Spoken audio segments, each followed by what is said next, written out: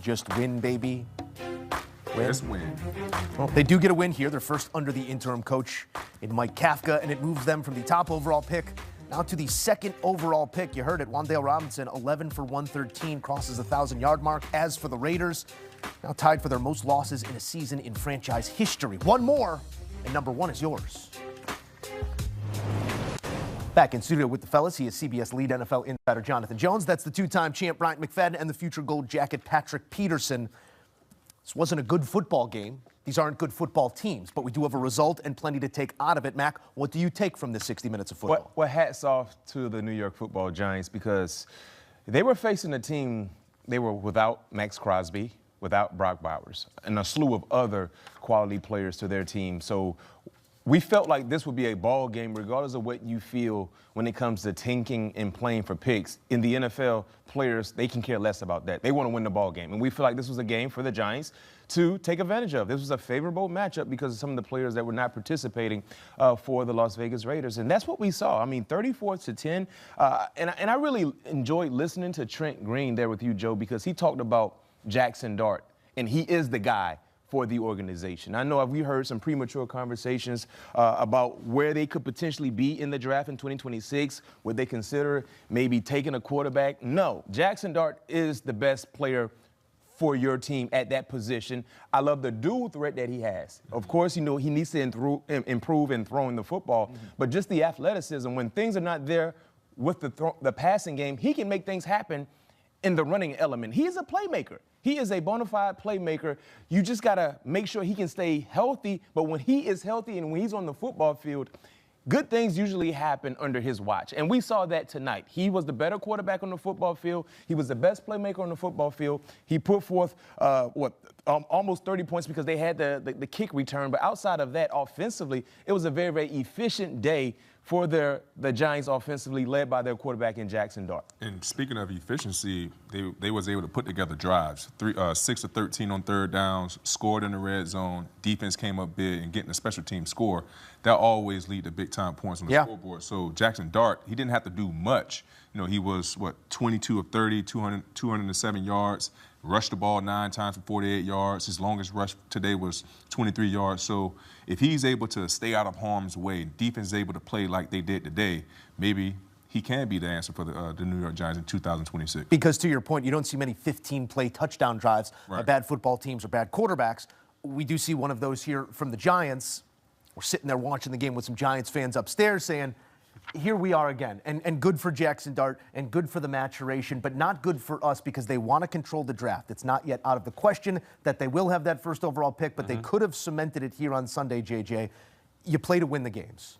Yeah, I really actually don't care what Giants fans wanted. I think it's ridiculous because you have the quarterback, right? If you didn't have the quarterback, I am less offended by the Raiders tanking than I would be if the Giants were attempting to tank. Right, because the Giants right now, now that they slide to the second slot, they could actually go down to the 7. So they're going to pick somewhere between 1 to 7. The Raiders, we anticipate, will lose next week. They'll lock up the 1. But the Giants, you have your quarterback, right? And if this is a one-quarterback draft class in Fernando Mendoza, then that's okay. And yes, you may want to get one so that you can trade back, and you would trade with the Jets and maybe get one of their many first-round picks or whatever. Here is what is more important than the draft picks, in my opinion. And I think this opinion is held by a number of football evaluators. Jackson Dart and the players there need to taste winning. Yeah. Yes. They need to understand what it is like to win. It's almost been 3 months since they last won. He had won twice in his NFL career. He hates losing.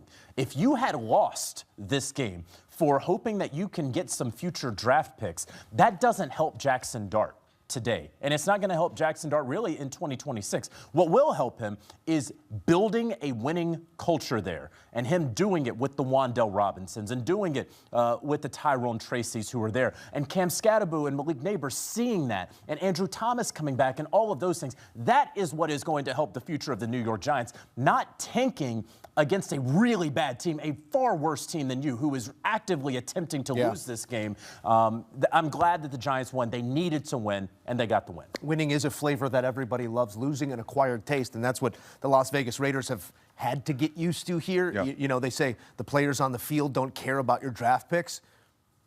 I'm not here to cast any sort of doubt on that assertion towards the Raiders, but this looks like a team that's fine losing football games right now, Mac. They have a talent issue.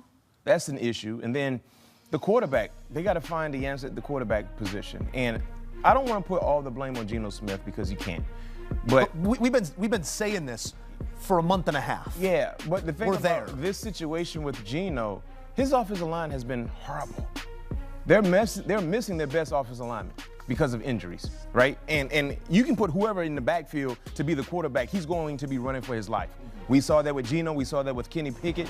It doesn't matter who you put back there. The offensive line has been bad, and that has been a matchup that most defenders exploit when they play against the Raiders. So when you look at this season, this was a heck of an intro for Pete Carroll coming back into the National Football League. They got to add talent. They got to add some wide receivers. They got to figure out what they're going to do at the quarterback position. They got to add some talent on the defensive side.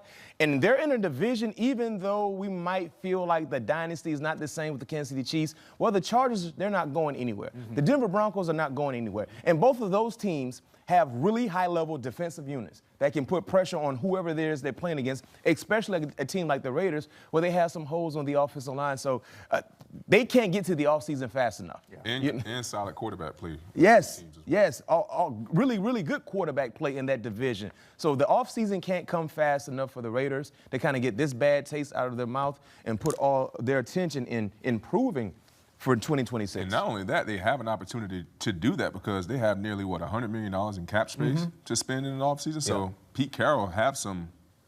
Well, Pete Carroll's another question, but how do you sell all of this? How do you sell all of this to a locker room and specifically to the leadership? Max Crosby wants to be out there on the football field in the best interest of the franchise that he is not this week and next. Yeah, that we understand, but we're saying one thing and doing another. I just wonder what the discourse inside that locker room is like right now. I mean, honestly, it's hard to tell. You know, it's hard to tell what's going on in that locker room. But if Max Crosby has been dealing with this knee injury for 9 weeks, that's what the report's been coming out of Vegas, that he's been limited in practice. There's no way that I'm putting my star player out there. You know, but at the end of the day, Max Crosby looks like he don't want to be a Las Vegas Raider anymore. So I won't be surprised if he's even on that roster next year. But you know what they say, it's up to the coaches and the organization to protect the player from the player. Yeah. You know what I mean? And we've seen major injuries happen to high-level players over the last few weeks. This was a meaningless game. And if there's an opportunity, if you play Max Crosby, that something could really happen which would hurt his chances to be with you in 2026, then he's going to be mad. Let him get over it. Yeah. Well, the chances were there last week, and the chances were there the week before, and the chances were there the week before. He's been dealing with this for 9 weeks. You decided this week that now was enough. Now, that's another topic of discussion. Last week was meaningless, too. Yeah. The week before was meaningless as well. I mean, they've been in a lot of meaningless games.